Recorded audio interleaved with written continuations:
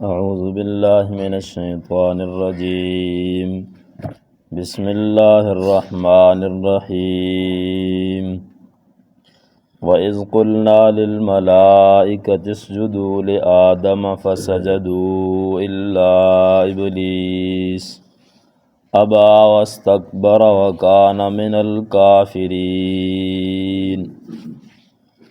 وَإِذْ قُلْنَا، اور جب ہم نے کہا، للملائکۃ فرشتوں سے، اسجدوا سجدہ کرو، لآدم آدم علیہ السلام کو، فسجدوا پس سجدہ کیا انہوں نے، الا ابلیس سوائے ابلیس کے، ابا اس نے انکار کیا، واستکبر اور تکبر کیا، وکان من الکافرین اور ہو گیا انکار کرنے والوں میں سے۔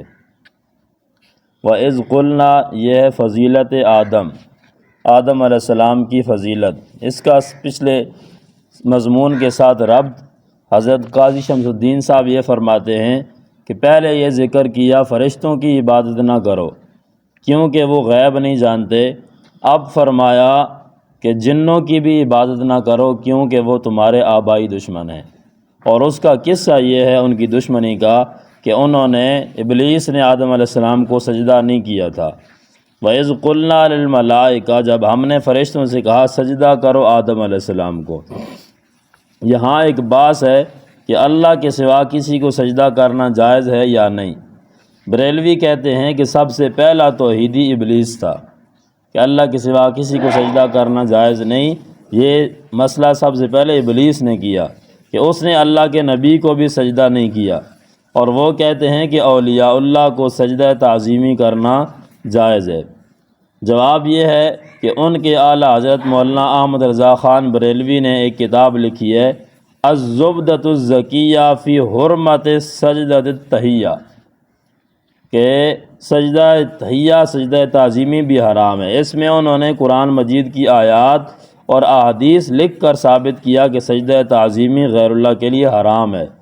حضرت شاہ عبد القادر رحمہ اللہ نے فرمایا کہ اس آیت سے سجدہ تعظیمی کا جواز نکالنا کہ سجدہ تعظیمی جائز ہے، یہ ایسے ہے جیسے حقیقی بہن سے نکاح کا جواز نکالنا، کیونکہ آدم علیہ السلام کے جو اولاد ہوتی تھی تو اس میں بہن بھائی کا نکاح اس شریعت میں جائز ہوتا تھا، کہ اس شریعت میں یہ جائز تھا۔ حدیث میں آتا ہے لا ينبغي لبشر ان يسجد لبشر، کہ کسی انسان کے لیے کسی انسان کو سجدہ کرنا جائز نہیں ہے۔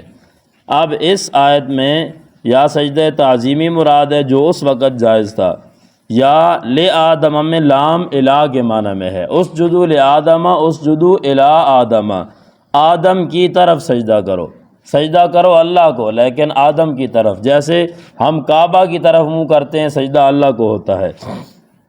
آدم علیہ السلام پہ منزلہ قبلہ کے تھے، جیسے ہم اللہ کو سجدہ کرتے ہیں لیکن منہ قبلہ کی طرف ہوتا ہے۔ تو غیر اللہ کو سجدہ عبادت بھی جائز نہیں اور سجدہ تعظیمی بھی جائز نہیں ہے۔ سجدہ تعظیمی محض جھکنا، اور سجدہ عبادت جس کو سجدہ کیا جا رہا ہے اس کو بغیر اسباب کے جاننے والا اور بغیر اسباب کے سب کچھ کر سکنے والا سمجھ کر اس کے سامنے جھکنا، تو یہ دونوں سجدے اب اس شریعت میں جائز نہیں ہیں۔ اسجدوا لآدم سجدہ کرو آدم علیہ السلام کو، بس انہوں نے سجدہ کیا، الا ابلیس سوائے ابلیس کے۔ اب یہاں سوال ہے کہ ابلیس کو تو حکم ہی نہیں تھا، اللہ نے فرشتوں کو حکم دیا اور ابلیس نے نہیں کیا، تو ابلیس کو تو حکم ہی نہیں تھا۔ تو جواب یہ کہ ابلیس کو بھی حکم تھا، جنات کو بھی حکم تھا، جیسے سورہ اعراف میں بھی آتا ہے اور سورہ صاد کے آخر میں بھی آتا ہے کہ ما منعک ان تسجد اذ امرتک، تجھے کس چیز نے روکا ہے سجدہ کرنے سے جب میں نے تجھے حکم کیا تھا، امرتک میں نے تجھے حکم دیا تھا سجدہ کرنے کا، تو نے کیوں سجدہ نہیں کیا؟ ابا واستکبر اس نے تکبر کیا، وکان من الکافرین، کانا اس کے دو معنی کیے گئے ہیں، ایک یہ کہ وہ پہلے سے کافر تھا، وکان من الکافرین وہ تھا کافروں میں سے اللہ کے علم میں، اور اب اس کا کفر ظاہر ہو گیا ہے، سجدہ اللہ کا حکم نہ مان کر اس کا کفر ظاہر ہو گیا، وہ پہلے سے ہی کافر تھا۔ تو یہ جو مشہور ہے کہ وہ بڑا نیک تھا اور فرشتوں کا بھی استاد تھا، اور یہ وہ بہت بڑا عالم تھا، تو یہ ایسی بات ہے، اتنا بڑا عالم نہیں تھا وہ، اور فرشتوں کا استاد بھی نہیں تھا، بلکہ وہ ابلیس ہی تھا پہلے سے۔ اور بعض کہتے ہیں نہیں، کان من الکافرین کا معنی ہے وہ کافروں میں سے ہو گیا۔ اب وہ کافر ہو گیا کیا؟ سجدہ نہ کرنے کی وجہ سے وہ کافر ہو گیا۔ سجدہ نہ کرنا کفر ہے۔ اس سے بعض خطیب نکالتے ہیں بھی دیکھو ابلیس نے ایک سجدہ نہیں کیا اور وہ کافر ہو گیا، اور جو لوگ نماز نہیں پڑھتے تو وہ دن میں کتنے سجدے نہیں کرتے، ہر نماز میں اتنے سجدے، اور وہ نہیں کرتے تو وہ اس سے بڑے کافر ہو گئے ہیں۔ تو یہ اس طرح مسئلہ نکالنا صحیح نہیں ہے۔ سجدہ نہ کرنا کفر نہیں ہے، بلکہ کفر یہ ہے کہ اللہ نے حکم دیا، اس نے اللہ کے حکم کے مقابلے میں اپنی عقل لڑائی۔ اس نے کہا نہیں بھی میں کیوں کروں، میں تو زیادہ فضیلت والا ہوں، تو نے مجھے آگ سے پیدا کیا، اس کو مٹی سے پیدا کیا، مٹی نیچے جاتی ہے آگ اوپر جاتی ہے، تو میں زیادہ فضیلت والا۔ یہ جو اس نے قیاس کیا اللہ کے حکم کے مقابلے میں، یہ اللہ کے حکم کے مقابلے میں قیاس کرنا اور اپنی عقل لڑانا یہ کفر ہے۔ یہ اس نے کیا، اس وجہ سے وہ کافر ہو گیا۔ وَقُلْنَا يَا آدَمُ اسْكُنْ، آدم علیہ السلام کی رہائش گاہ، اور ہم نے کہا اے آدم اسکن انتا رہ تو وزوجک اور تیری بیوی الجنت جنت میں، وَكُلَا مِنْهَا رَغَدًا اور کھاؤ اس جنت سے رغداً وافر مقدار میں، حیث شئتما جہاں سے تم دونوں چاہو، وَلَا تَقْرَبَا هَذِهِ الشَّجَرَةَ حکم خداوندی، اور یہ امتحان ہے آدم علیہ السلام کا، وَلَا تَقْرَبَا هَذِهِ الشَّجَرَةَ اور نہ قریب جانا اس درخت کے، فَتَكُونَا مِنَ الظَّالِمِينَ ورنہ ہو جاؤ گے ناانصافوں میں سے۔ فَأَزَلَّهُمَا الشَّيْطَانُ پس پھسلایا ان دونوں کو، آدم علیہ السلام اور حوا، ان دونوں کو شیطان نے۔ تو آدم علیہ السلام اور حوا وہ بھی پکارنے کے لائق نہیں ہے کہ ان سے بھول ہو گئی تھی، غلطی ہو گئی تھی، عنہا اس جنت سے یا اس کی نعمتوں سے، فَأَخْرَجَهُمَا پس نکالا شیطان نے ان دونوں کو، شیطان نے نکالا کہ شیطان نکالنے کا سبب بنا، مما اس جنت سے جہاں وہ تھے۔ یہ پہلا نتیجہ ہے کھانے کا کہ ان کو جنت سے نکال دیا گیا۔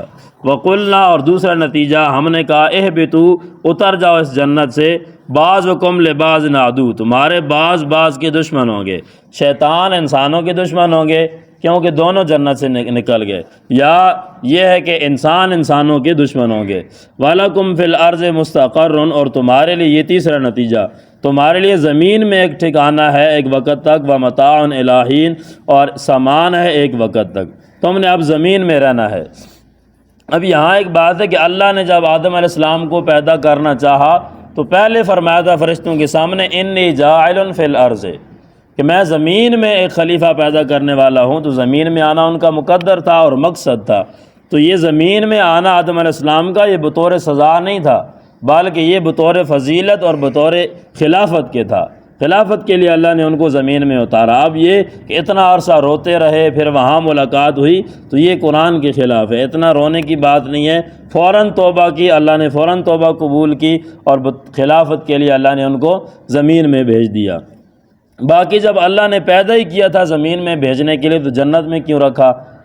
تو یہ مفتی تقی صاحب فرماتے ہیں اس کی حکمت یہ ہے کہ چونکہ زمین پر آ کر اللہ کے احکام کو ماننا تھا، ماننے کا کیا فائدہ ہو سکتا ہے اور نہ ماننے کا کیا نقصان ہو سکتا ہے، اس کا ظاہری تجربہ کر دیا جنت میں رکھ دیا کہ اب یہ پھل نہیں کھانے ہیں، تو وہ پھل انہوں نے کھا لیا تو ان کو یہ ظاہری، اور یہ غلطی ہوگی ان سے اجتہادی غلطی کہ انہوں نے سمجھ لیا تھا اللہ کا یہ جو حکم ہے یہ ایک خاص وقت تک ہے، اور اب وہ وقت گزر چکا ہے، چونکہ شیطان نے ان کو پھسلایا تھا اور شیطان نے کہا تھا کہ ما منع، اللہ نے تجھے نہیں یہ جو پھل کھانے سے اللہ نے روکا ہے، ما نہاکما ربکما، تمہارے رب نے نہیں روکا مگر اس لیے کہ تم پھل کھاؤ گے تو ہمیشہ جنت میں رہو گے، پھل کھاؤ گے تو فرشتے ہو جاؤ گے، الا ان تکونا ملکین او تکونا من الخالدین، پھل کھانے سے یا فرشتے بن جاؤ گے یا ہمیشہ رہو گے، تو اللہ نے تمہیں ہمیشہ رہنے اور فرشتہ بننے سے روکا ہے، اور اس لیے تمہیں کہا کہ یہ پھل نہیں کھاؤ۔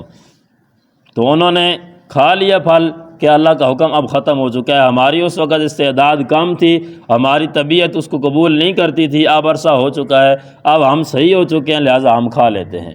تو اس وجہ سے یہ اجتہادی غلطی تھی، تو یہ غلطی جب کی تو ان کو جنت سے نکلنا پڑا۔ یہ اللہ نے تجربہ کر دیا کہ بھئی اگر پھل نہ کھاتے تو یہ جنت کی دیکھو کتنے کیسی نعمتیں ہیں، یہ تم کھا لیتے، اور اب یہ غلطی ہو گئی ہے لہٰذا آپ جنت سے نکل جاؤ، اور دوبارہ پھر جنت میں آنے کے لیے یہی خلافت والا کام کرنا پڑے گا، پھر تب یہ ساری نعمتیں ملیں گی۔ تو یہ ایک قسم کا تجربہ گاہ سے ان کو گزارا گیا۔ فَأَزَلَّهُمَا الشَّيْطَانُ عَنْهَا، پس پھسلایا ان کو شیطان نے جنت سے نکالا۔ وَقُلْنَا اهْبِطُوا بَعْضُكُمْ لِبَعْضٍ عَدُوٌّ وَلَكُمْ فِي الْأَرْضِ مُسْتَقَرٌّ، تمہارے لیے زمین میں ایک ٹھکانہ ہے۔ یہاں سے مرزائی اعتراض کرتے ہیں، ان کا عقیدہ ہے کہ عیسیٰ علیہ السلام فوت ہو چکے ہیں، وہ زندہ نہیں ہے۔ ہمارا مسلمانوں کا عقیدہ عیسیٰ علیہ السلام زندہ ہیں، آسمانوں پر موجود ہیں، قیامت کے قریب آئیں گے، لیکن مرزائی کہتے ہیں کہ عیسیٰ علیہ السلام فوت ہو گئے ہیں، ان کی قبر کشمیر میں ہے۔ تو وہ اعتراض کرتے ہیں وَلَكُمْ فِي الْأَرْضِ مُسْتَقَرٌّ سے، کہ اللہ نے فرمایا تمہارے لیے زمین میں ٹھہرنا ہے، اور عیسیٰ علیہ السلام آسمان میں کیسے چلے گئے؟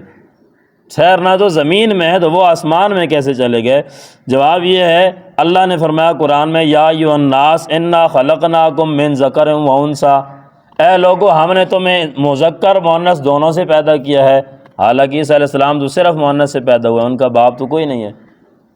تو قرآن میں تو ہے انسان مرد و عورت دونوں سے پیدا ہیں، اور عیسیٰ علیہ السلام کا تو کوئی والد نہیں ہے۔ تو کیا وجہ ہے کہ یہ قانون کے خلاف ہے، یہ خلاف قانون اللہ کی قدرت ہے۔ اللہ نے سوائے باپ کے، بغیر باپ کی عیسیٰ علیہ السلام کو پیدا کر کے دکھا دیا۔ یہاں بھی قانون یہی ہے کہ انسانوں کو زمین میں رہنا ہے، لیکن اللہ نے اس قانون کے خلاف اپنی قدرت کے مطابق آسمانوں پر زندہ رکھ کے بتا دیا، اور یہ ان کی خصوصیت ہے۔ اسی طرح آسمانوں پر زندہ چلا جانا یہ بھی ان کی خصوصیت ہے، اور رسول اللہ صلی اللہ علیہ وسلم بھی معراج پر گئے تھے، زندہ ہی تو گئے تھے۔ دوسرا جواب، کچھ وقت کے لیے اوپر جانا یہ وَلَكُمْ فِي الْأَرْضِ مُسْتَقَرٌ کے خلاف نہیں ہے۔ جیسے رسول اللہ صلی اللہ علیہ وسلم معراج کے موقع پر آسمانوں پر چلے گئے تھے، اور جیسے کوئی انسان چاند پر چلا جائے یا ہوائی جہاز پہ چلا جائے، تو اب قرآن میں تو ہے فی الارض مستقر، زمین میں ٹھہرنا ہے، اور وہ تو جہاز میں جا رہا ہے، چاند میں جا رہا ہے، تو یہ اس کی منافی نہیں ہے تھوڑی دیر کے لیے اوپر چلے جانا۔ فتلقى آدم من ربه، توبہ آدم، پس فوراً آدم علیہ السلام نے الفاظ سیکھی اپنے رب سے، کلمات، چند الفاظ۔ فتاب علیہ، پس اللہ نے ان پر مہربانی کی۔ آدم علیہ السلام بڑے پریشان تھے اپنی اس اجتہادی غلطی پر بھی، کیونکہ یہ نبی کے شان شایان نہیں ہے، تو وہ توبہ کرنا چاہتے تھے۔ اب ان کو الفاظ نہیں مل رہے تھے کہ میں کن الفاظ کے ساتھ توبہ کروں، تو اللہ تعالیٰ تو دلوں کے حال بھی جانتا ہے، تو اللہ نے یہ کلمات سکھا دیے۔ کون سے؟ جو سورہ اعراف میں آتے ہیں، ربنا ظلمنا انفسنا وان لم تغفر لنا وترحمنا لنکونن من الخاسرین، کہ اے اللہ ہم نے اپنی جانوں پر زیادتی کی ہے، تو نے اگر معاف نہ کیا اور رحم نہ کیا تو ہم نقصان اٹھانے والے ہو جائیں گے۔ ان کلمات کے ساتھ آدم علیہ السلام نے توبہ کی، فتاب علیہ، فوراً اللہ نے توبہ قبول کی۔ انہ هو التواب الرحیم، بے شک وہ اللہ ہے ہی توبہ قبول کرنے والا اور رحم کرنے والا۔ من ربہ کلمات، اس کی وضاحت خود قرآن میں آ گئی ہے کہ یہ کلمات مراد ہیں ربنا ظلمنا انفسنا۔ یہاں اہل بدعت کہتے ہیں کہ آدم علیہ السلام نے حضور صلی اللہ علیہ وسلم کے وسیلہ سے دعا کی ہے۔ مستدرک حاکم ایک حدیث کی بڑی کتاب ہے، اس میں یہ روایت لکھی ہوئی ہے کہ آدم علیہ السلام نے آسمان کی طرف، چھت کی طرف دیکھا، عرش کی طرف، تو وہاں لکھا تھا لا الہ الا اللہ محمد رسول اللہ۔ تو آدم علیہ السلام نے کہا یہ کون ہے؟ یہ محمد جس کا نام لکھا ہوا ہے یہ کون ہے؟ تو پھر اس محمد کے وسیلے سے دعا کی، تو اللہ تعالیٰ نے ان کی دعا قبول کی، اور ان کی توبہ قبول ہو گئی۔ اسی مستدرک حاکم میں چند روایت آگے چل کر آتا ہے کہ آدم علیہ السلام نے علی، حسن، حسین، فاطمہ کی وسیلہ دیا تھا، یہ روایت بھی آتی ہے۔ تو یہ دونوں روایتیں موضوع اور من گھڑت ہیں، اور یہ حاکم خود شیعہ تھا، تو یہ ایک شیعہ کی کتاب ہے، اور یہ قرآن کے خلاف ہے۔ قرآن میں کلمات سے مراد ربنا ظلمنا ہے، اور یہاں یہ الفاظ ہیں۔ آدم علیہ السلام نے حضور کے وسیلہ سے دعا کی، لیکن وہ روایت جس میں آتا ہے آدم علیہ السلام نے آپ کے وسیلہ سے دعا کی، جیسے شیخ الحدیث مولانا زکریا صاحب نے فضائل درود شریف میں لکھا ہے، اس روایت کو بعض نے موضوع کہا ہے، من گھڑت کہا ہے، اور وہ روایت قرآن کے بھی خلاف ہے۔ اس کی دو وجہ ہیں، پہلی کہ کلمات کی تشریح خود قرآن میں آ گئی ہے، ربنا ظلمنا انفسنا، اور قرآن کی تفسیر کرتا ہے۔ نمبر دو، یہاں آتا ہے تلقى آدم من ربہ، کہ آدم نے رب سے کلمات سیکھے، اور روایت میں آتا ہے کہ عرش سے سیکھے، عرش پہ لکھے ہوئے تھے، وہ اس قرآن کے خلاف ہے۔ باقی وسیلہ تو اس کی بات پہلے گزر چکی ہے کہ وسیلہ اللہ کی ذات کا، اس کی صفات کا، اس کے ناموں کا، اور ایمان لا کر نیک اعمال کر کے وسیلہ کرنا یہ بالکل جائز ہے اور اچھا ہے۔ اور اسی طرح کوئی نیک بزرگ زندہ ہے اس سے جا کر دعا کروانا، اس کی خدمت کر کے اس کی دعا لینا، اپنے والدین کی، استاذوں کی دعا لینا، یہ بالکل وسیلے جائز ہیں۔ لیکن جو آدمی فوت ہو جائے اس سے جا کر دعا کروانا، وہ سنتا ہی نہیں ہے، تمہاری دعا کیسے کرے گا، سفارش کیسے کرے گا، وہ سنتا ہی نہیں ہے، اس میں سننے کے اسباب ہی کوئی نہیں ہے۔ اسی طرح کسی بزرگ اور نیک آدمی کا نام لے کر وسیلہ یہ بھی جائز نہیں ہے، کیونکہ یہ رسول اللہ صلی اللہ علیہ وسلم صحابہ سے یہ بالکل ثابت نہیں ہے، اور فقہاء نے لکھا ہے کہ یہ جائز نہیں ہے۔ کیوں؟ اللہ کا کسی پر حق نہیں ہے، اللہ پر لازم نہیں ہے کہ فلاں کے حق اور فلاں سے مجبور ہو کر اللہ دعا قبول کرے، اللہ پر کسی کا حق نہیں ہے، تو یہ بے حق فلاں اور یہ فلاں کی طفیل اور فلاں کے صدقے، اس طرح کی دعا یہ بالکل جائز نہیں ہے۔ باقی وسیلے جو میں نے ذکر کر دیے وہ جائز ہیں، اور یہ وسیلے جائز نہیں ہیں۔ قُلْ نَهْبِطُوا مِنْهَا جَمِيعًا، آپ توبہ کے قبول کرنے کے بعد بطور خلافت کے اللہ نے کہا آپ اتر جاؤ تم سارے کون؟ آدم حوا دونوں، یا ان کی جو پیٹھ میں جتنی اولاد پیدا ہونے والی ہے وہ ساری۔ فَإِمَّا يَأْتِيَنَّكُم مِّنِّي هُدًى، زمین پر آنے کے بعد دو جماعتوں کا بیان۔ جب آئے گی تمہارے پاس میری طرف سے ہدایت میری طرف سے آئے گی، اپنی طرف سے نہ بنا لینا۔ فَمَن تَبِعَ هُدَايَا، جس نے میری ہدایت کی اتباع کی اور تابعداری کی اور اس کے پیچھے چلا، فَلَا خَوْفٌ عَلَيْهِمْ، اس پر کوئی خوف نہیں ہوگا، وَلَا هُمْ يَحْزَنُونَ، نہ وہ غمگین ہوگا، کوئی خوف نہیں ہوگا جو چیز اس سے فوت ہو گئی ہے دنیا میں، اور نہ آگے کا غم ہوگا۔ وَالَّذِينَ كَفَرُوا، اور جنہوں نے ہدایت کا انکار کیا، میری ہدایت کا انکار کیا، اپنی عقل سے کام لیا یا اپنے بزرگوں کے پیچھے چلے یا اپنی طرف سے کوئی ہدایت بنا لی۔ والذین کفروا، مجرمین اور ان کے نتائج، جنہوں نے کفر کیا۔ کفر کیا ہے؟ وکذبوا بآیاتنا، کفر یہ ہے کہ ہماری آیات کی تکذیب کی، یہ کفر کی ایک قسم ہے، آیات کا انکار کرنا یہ کفر ہے۔ اولئک اصحاب النار، پہلا نتیجہ یہی جہنمی ہے، ہم فیہا خالدون، دوسرا نتیجہ ہمیشہ اس جہنم میں رہیں گے۔ وآخر دعوانا